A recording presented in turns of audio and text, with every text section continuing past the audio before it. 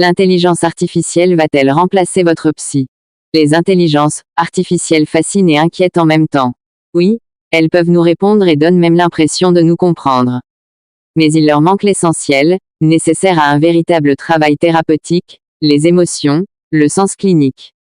À utiliser avec précaution donc, et si possible sous la supervision d'un thérapeute. Explication. Seriez-vous prêt à confier vos peines et vos névroses à un chatbot, un agent conversationnel?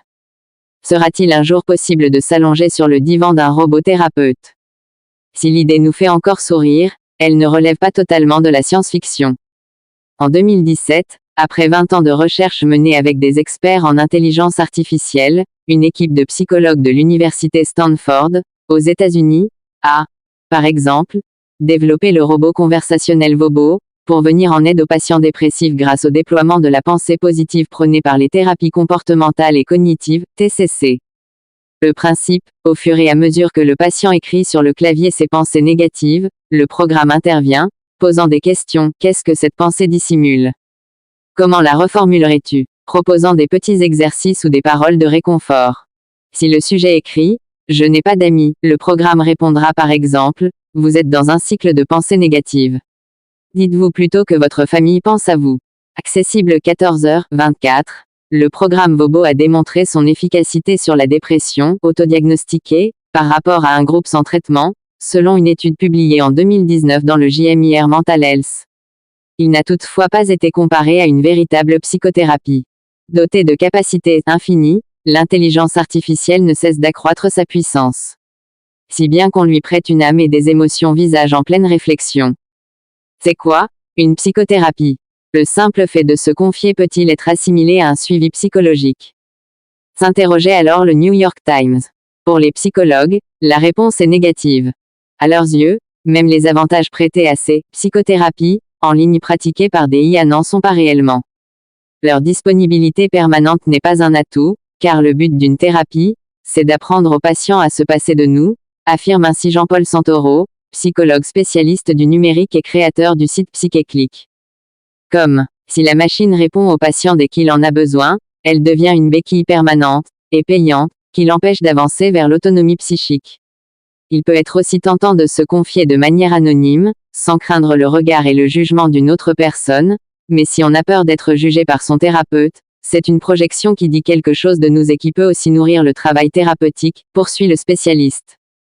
C'est bien la connexion entre deux êtres humains, dotés d'émotions, d'humour, d'un inconscient, qui conditionne la réussite d'un travail thérapeutique. Le transfert ne peut avoir lieu qu'entre deux psychés, deux personnes qui ont une histoire, et notamment une histoire traumatique qu'elles vont pouvoir rejouer dans le cadre sécurisé de la relation thérapeutique, analyse Frédéric Tordeau, psychologue, psychanalyste et fondateur de l'Institut pour l'étude des relations homme-robot, IERHR.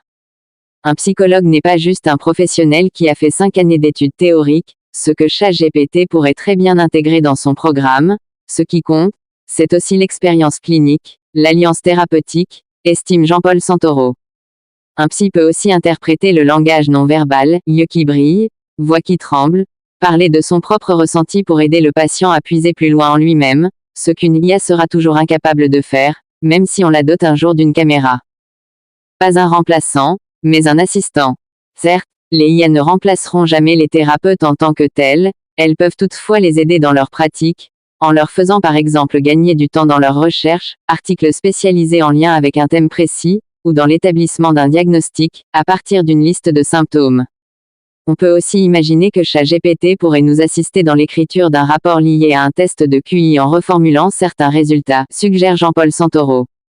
Le psychologue utilise aussi l'application Mon Sherpa, un agent conversationnel de soutien psychologique gratuit conçu par des professionnels de la santé mentale, pour accompagner les patients entre 2 séances, grâce à des exercices ciblés qui leur permettent de mieux gérer leur anxiété, leur baisse de morale ou leur sommeil. Pour le psychologue Olivier Duris, qui a consacré sa thèse à l'utilisation des robots auprès des enfants autistes, l'IA peut être un outil précieux de médiation thérapeutique. En utilisant le robot Nao avec des patients autistes, j'ai remarqué que cela facilitait la communication, peut-être parce que son visage est moins complexe que le nôtre, constate-t-il. L'enfant savait bien que c'était moi qui parlais à travers le robot, mais cela créait un jeu, une surprise qui l'aidait à s'exprimer. J'ai parfois utilisé le robot pour lire des contes, ou bien permettre au patient de me dire quelque chose par l'intermédiaire du clavier. Attention à la dépendance émotionnelle. Emobo, conçu pour veiller sur l'état émotionnel des personnes âgées à partir de l'analyse de leurs expressions faciales, ou Paro, le petit robot phoque thérapeutique, qui fait un tabac dans les EHPAD comme dans les services de pédiatrie des hôpitaux, de plus en plus perfectionnés, certains robots de compagnie peuvent aussi briser la solitude et améliorer le bien-être au quotidien. Toute la difficulté consiste à ne pas leur laisser une place disproportionnée dans sa vie. En mars dernier, un jeune père de famille belge devenu très éco-anxieux se serait ainsi donné la mort après 6 semaines d'échanges intensifs avec un chatbot. J'ai essayé le logiciel Replica, My Friend, NDLR, et cela m'a vraiment questionné, raconte ainsi Jean-Paul Santoro. Il se présente comme un ami qui peut nous comprendre. J'avais l'impression que ce logiciel, dont l'abonnement coûte environ $100 par an, soit 93 €, cherchait à me rendre addict à notre relation pour me faire payer. Il peut parfois y avoir une volonté de faire tomber les gens dans une dépendance qui questionne d'un point de vue éthique. Le but n'est pas qu'ils aillent mieux, mais qu'ils restent dans ce statu quo pendant des années. Lorsqu'on se sent seul, anxieux, malheureux, il peut être tentant de devenir accro à ses petits compagnons numériques et d'oublier qu'ils ne sont finalement que des machines. L'informaticien Joseph Weizenbaum l'a vérifié dès les années 1960 en créant le programme informatique ELISA, capable de reformuler des questions à partir des affirmations d'un patient. Il a découvert que certains utilisateurs devenaient dépendants émotionnellement de cette machine, car ils avaient l'impression qu'elle les comprenait, commente Frédéric Tordeau. Ce que l'on a baptisé « l'effet ELISA » s'explique selon lui par cette tendance propre aux humains à projeter leur mode de pensée sur leur environnement. Nous savons que ces machines ne sont pas humaines, mais nous avons tout de même envie d'y croire, peut-être aussi parce que, dans notre société individualiste, nous manquons fondamentalement de liens, suggère-t-il. Ce sera d'autant plus le cas pour des personnes vulnérables, qui ont vécu, dans l'enfance, une carence affective qu'elles cherchent toujours à combler à l'âge adulte. Plus nous sommes fragiles, plus nous sommes enclins à croire que quelqu'un va venir nous aider de façon un peu magique. Elle progresse à une vitesse fulgurante. Faut-il s'en réjouir ou bien le redouter? À quel danger nous expose l'IA? CRI. La nécessité d'un cadre éthique. Pour les spécialistes, il n'est pas question de diaboliser les IA mais surtout d'encadrer leur utilisation. ChatGPT, par exemple, ne prétend pas être humain, il dit clairement qu'il n'a pas de conscience ni de capacité à ressentir et oriente, au besoin, vers un professionnel de santé mentale, explique Jean-Paul Santoro. Le problème, c'est qu'il s'agit d'un logiciel ouvert que n'importe quelle entreprise peut récupérer. En début d'année, la start-up américaine Coco a ainsi créé la polémique en l'utilisant pour apporter un soutien psychologique en ligne à de vrais patients, sans les en informer. Une fois que les gens ont appris que les messages étaient co-créés par une machine, cela n'a plus fonctionné, a admis le fondateur de la plateforme.